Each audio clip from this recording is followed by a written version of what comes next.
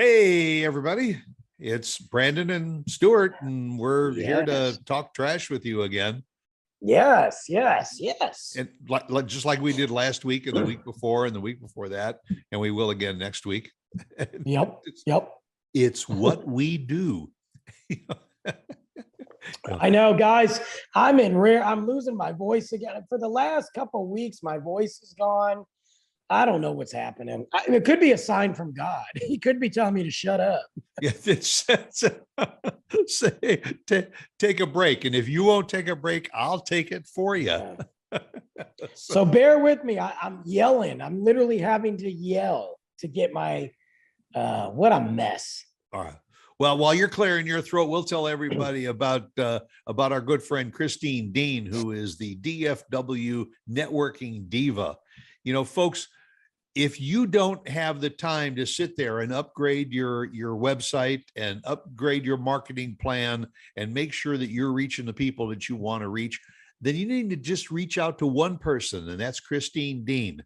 You can go to her website, dfwnetworkingdiva.com, and you can schedule a free consultation and just talk about what you have on your website and what maybe you need to do to make things better. And she'll even help you with it. She's a good lady. She also helps us produce this show. She does. We don't know why, but thank you. That's right. Yes. We have no clue, but thank you. Thank you anyways. Oh God. What are we doing today? Well, number one, I see a whole bunch of plants behind you. And I think in an earlier discussion, which is what we were going to talk about today, was that all of a sudden you became a horticulturist. No, I'm just growing marijuana to make some extra cash. In other words, what's behind you is just a smoke screen. Yeah. Really, I'm just trying to get that, get on Snoop level, Yeah, him and Jim Belushi also is in the marijuana business now. Everybody's in the marijuana business, yeah. We were talking about kind of things that like caught our interest as we got older, and not necessarily older, just we do now. And plants. I'd say the last several years I've been really into plants, like just having them, when I had the house, having them on the patio, taking care of them, finding new ones, planting them in the gardens and stuff. And then now on my little patio, same thing. It's not even just having them and then they die and I buy new ones. It's bringing them in the wintertime. It's, making sure that I trim them up in the winter, put them in the garage, or the ones that, just die every year anyway. Yeah. Getting ready for that. And I just keep adding to it. That's kind of where I am. I just put them out there. They look nice until they die. And then I throw them away and I go over to the Home Depot or whatever, and I buy some new ones. They're just not cheap, they're not cheap. And I've had one plant now, it's going on 3 years and he's still getting strong. When I bought the little dude, he was super little. Now, I mean, he's getting out of control. So I'm hoping to maintain it. And I've lost some, sometimes they just die or my idiot cat decides to eat it because he thinks it's a good idea. And they're, but Luke and I do it together. We plant things. We've got sunflowers and stuff that we do. And so we plant those and does he help you water them? Yeah, he helps me water them. I have to watch him because he might do it too much. Right. He doesn't understand the concept that some of these plants don't need that water. Like especially in the wintertime when they're inside. Yeah, there's one right behind you. The mother-in-law tongues. Those don't need an awful lot of water. You just spray them, just mist them. And then in the wintertime, you can do it once every 4 months. So it's almost the entire winter, So yeah, we do that. And I love finding new plants and finding out about them. And it's just been my thing, Yeah. And that's a good thing for Luke to grow up doing too, is to have some responsibility to do that. I'll tell you, one of the things that I'm doing today that I really never in my wildest dreams thought I'd ever be doing, and that was living in Texas. Oh yeah. Never never ever thought I'd be living in Texas. Being I from well, yeah. Look where you came from.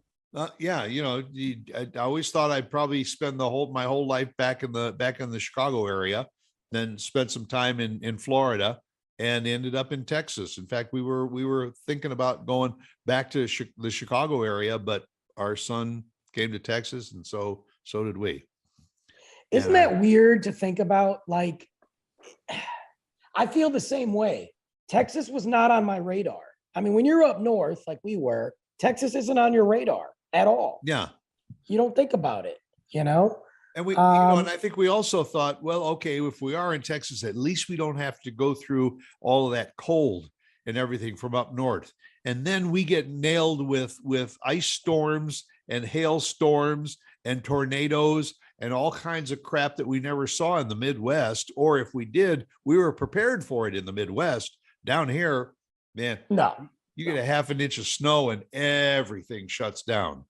Oh, yeah. The world falls apart down here. They Yeah. cancel school for 7 years. The Yeah, it's grocery store crazy. shelves are emptied out. Of the most random stuff. Yeah. Like, it's not stuff you think about. It's like kitty litter because they think that's going to work on the roads, Right. and then like hot dogs and like it's just the most random crap that they go through. They panic. The last ice storm we went, I happened to go a day or so later to the grocery store, and most of the canned goods were gone.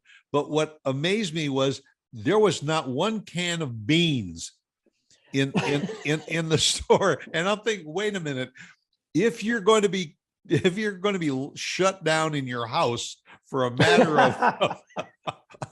of a week or so, and all you got is beans to eat, man, you'd probably be better off living outside. Yeah, that's a bad time. Unless you're by yourself and you can just that's right. sit in your own filth, you know? Yeah. Unless somebody figures, well, look, at least I'll have fuel in the house. Right. Yeah. Yeah. You know what else too? I never thought that I would be watching different aspects of my health.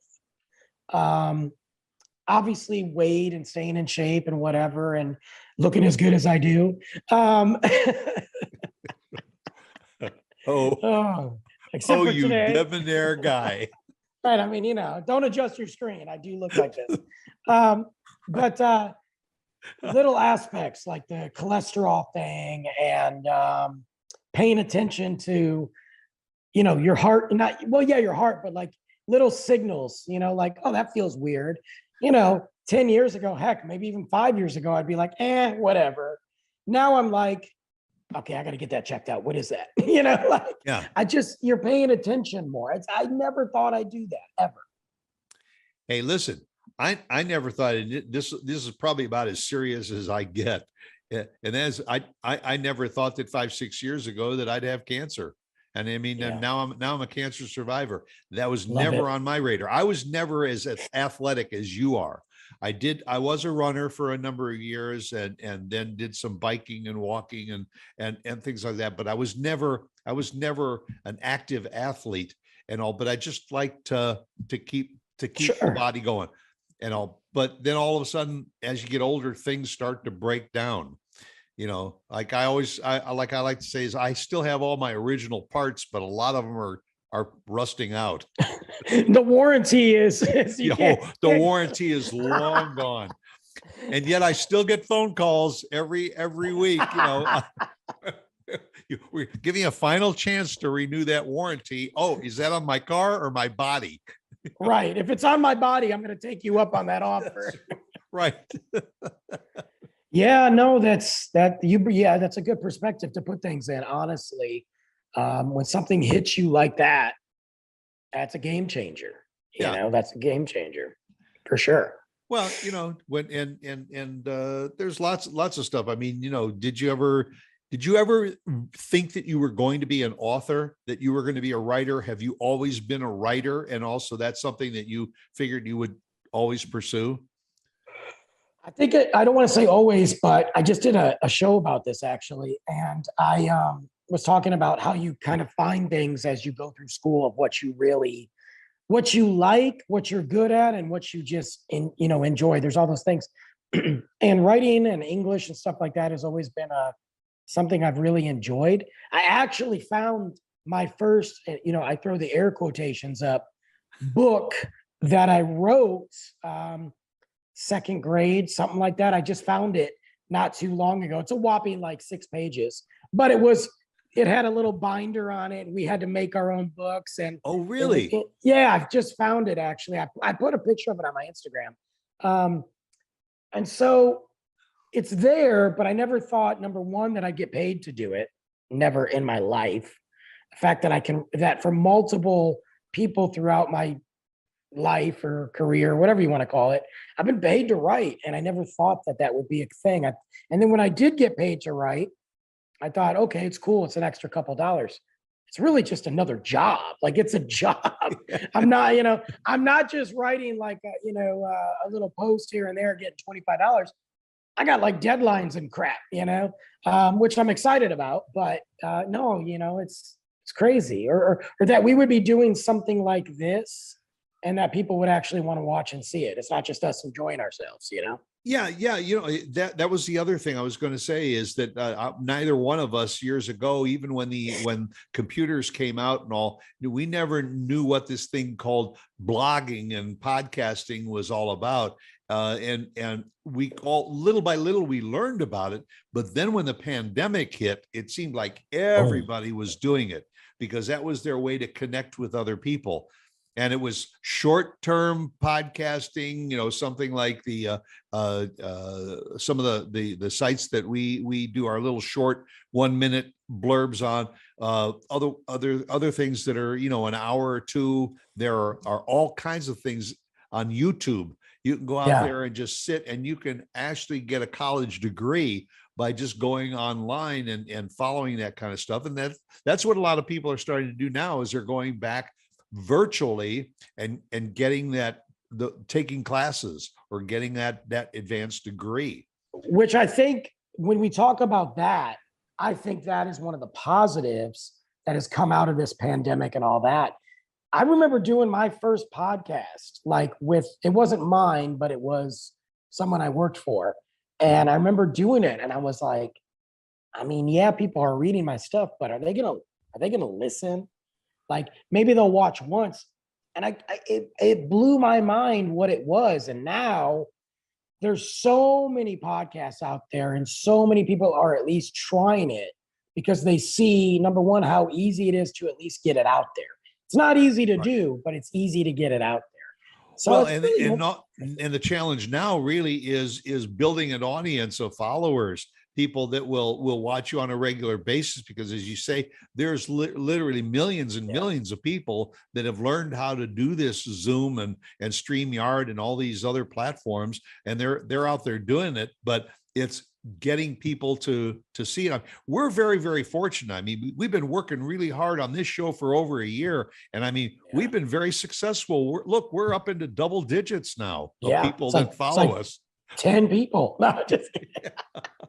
Well, it's crazy though to think about, because I think about the first time we did it and I look back and I don't know how many people watched that first episode. I'm sure I could find out or listen to it. But I know now the people that tune in every week, whether that's the day that we do it or sometime that week, or that I know specific people that only listen, they don't watch because they're not on Facebook or YouTube. Yes. It's interesting. It's a lot more than we thought. That's for sure. I'm going through puberty over here, guys. My freaking voice is, I got a bottle of whiskey. It's not coffee. It's whiskey, lemon. I'm like Janis Joplin over here. just you and Bobby McGee. God, how many more shows do we got to do? Jesus. Son of a gun. No, it's interesting to sit and think about, did I ever think I was going to be doing this? I never thought after spending an entire career in retail and all that I would finally be able to do what I studied for and really wanted to do. And that was to do something within the realm of broadcasting. And it's thrilling to be able to do that. And I guess one thing I would say to all of our listeners and followers is it's something you should always strive to do. If there's something that you have a passion for, whether it's, it's like us, podcasting, writing, creating, if you have any kind of an artistic talent for painting, sketching, drawing, whatever, pursue it and enjoy it. You may have thought about it for many, many years, but really sitting down and getting down to business and doing it, that's really the fun part of it. You got to gamble in life and you got to try these different things. So, I think there's a lot of people that look at themselves right now and go, man, I can't believe, or somebody, let's say, that took up running that never ran a day in their life.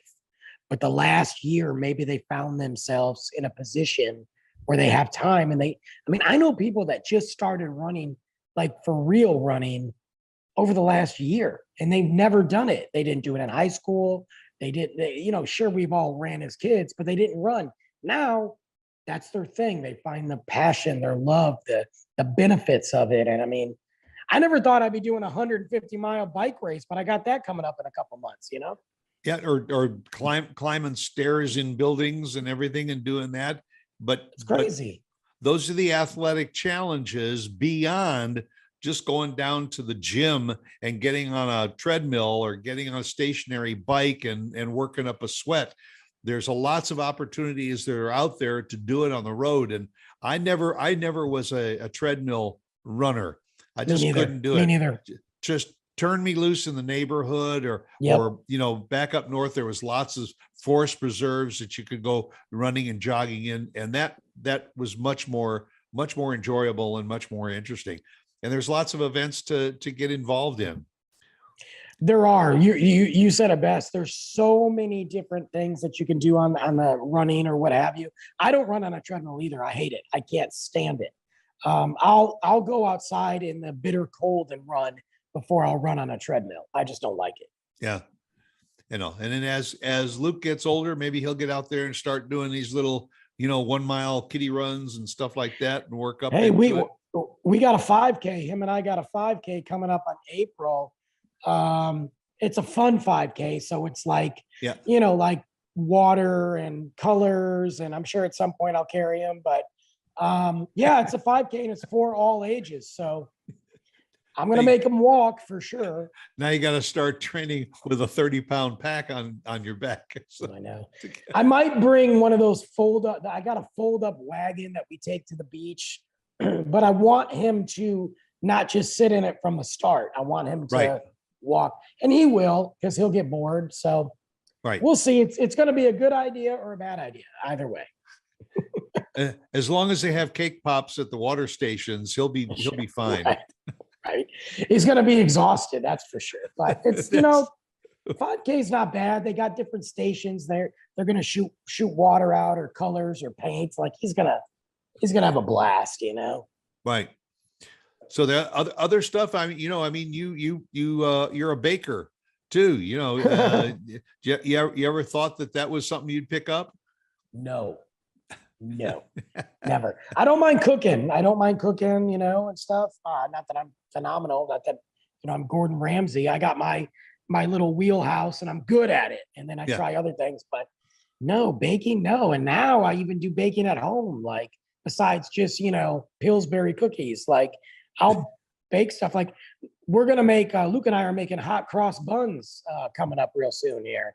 Cool. Yeah. Just because of the song that he heard as a kid. That's the only reason. Like I specifically bought a big tabletop mixer just so we can make hot cross buns. But yeah, I like doing that. So that's kind of fun. That's crazy, Well, that's a good deal. And I started baking bread, and I have been baking pies for many, many years. My mom always used to make apple pies at Thanksgiving. And so every year I continue with that tradition, and I like to cook too, but I probably enjoy baking more than even cooking. Yeah, I remember you said you did bread. I didn't know about the pies. I love a good apple pie, man. Let me tell you. And I like it. Nothing like when it's just fresh out of the oven. Yeah, So you could just let it smell up the whole house, you know? right. It's beautiful. It's like popcorn, man. Yeah. Anybody make? I remember in college, somebody in the dorm would make popcorn, and everybody would come by. You know, What was that? The Jiffy Pop days? The Jiffy Pop? Yeah. yeah, yeah, that's when in your dorm room you had the little hot plate. Right. You go out and buy a hot plate and get the Jiffy pot and sit Put there it right on. and shake it back and forth and all that, and it would expand. You know, Yep. they still make that Jiffy Pop. I saw it. We brought it up to, this was about probably 6 years ago. We brought it up to Oklahoma. We went camping and we found it on the way there. I'm not surprised it was in Oklahoma, but we found it and we did it. It tastes okay, I guess. Well, Route 66 goes through Oklahoma, so that's kind of a traditional Route 66 kind of a snack. That makes sense. Yeah. It was probably Jiffy Pop from 1962, but nobody cares, you know. Right. Yeah. But just like the microwave popcorn that they got now, you don't know when you packaged it and you don't care. Just pop up the stuff. Yeah. So, hey, I think it's fun when you sit and reminisce about some of the stuff that you never thought you were ever going to do. I mean, you're an author. I've always thought about that. That's still on my back burner. Well, you got to have a lot of stories to tell, you know. Well, there are lots of stories from the old retail days and Yeah. everything, and it's a matter of just sitting down and organizing them. And you look at some of these authors that are out there and they're working on their 40th or 50th novel, and you wonder how they can just churn those things out. I figure I probably got one book in me. One and done, huh? Yeah. And it's going to be probably about my life, and it's going to be a series of short stories. Yeah, but you know what though? If you look at it and go, that's also kind of a bucket list thing too, right? Yeah. So you look at it and go, I'm going to write this. You get it out there. It's out there forever, unless they don't produce it anymore. But it's somebody will have. If you think about that, after you're long gone, somebody's going to have that copy. Somebody. And they're going to keep it and read it and know about somebody that, you know what I mean? I think that's so interesting to me. Like, I love that. Yeah. Well, that's what, back in Illinois, back in the late 80s, I got into a rock and roll band, and I think we were pretty good. And we were together for about 5 years before I moved to Florida, but we went into the studio and we cut a 5-song disc. Nice. And we thought that was going to be our claim to fame. And I think we probably sold about 100 or so copies of it.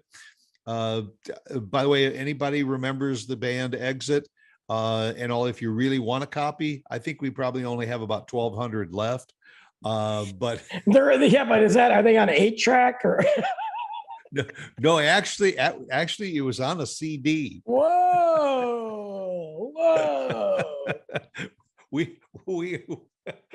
We were definitely on the cutting edge of what I don't know. You sold 100 albums. I've sold probably 0. I mean, maybe back when I DJ'd, and I think, maybe, but most of those I gave away. So that's impressive, man. Well, maybe one of these days you'll finish your book and hey, that book is done, man. Yeah, that book is done. It's been done for a long time. Is it published? No, it's not published yet. So you would have your copy. You're getting like the first copy. Well, I guess second. I'm getting the first. You're getting the second. And then what we'll do is we'll raffle one off here on Trash Talk. Hey, I've got a column up on my website for the book for pre-orders. I'm sure there'll be at least one person on there. Yeah. Well, we're all hoping that your book will get released while most of us still have the ability to read. I'm waiting for that movie deal.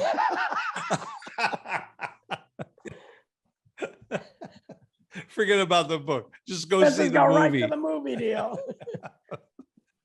Shit, it's coming. I mean, look, I know it's crazy. I know I say that, but It's kind of like when George Lucas, yes, I'm comparing myself to George Lucas. It's kind of like when he said, no, I'm working on the Star Wars movies, the next ones, they're coming.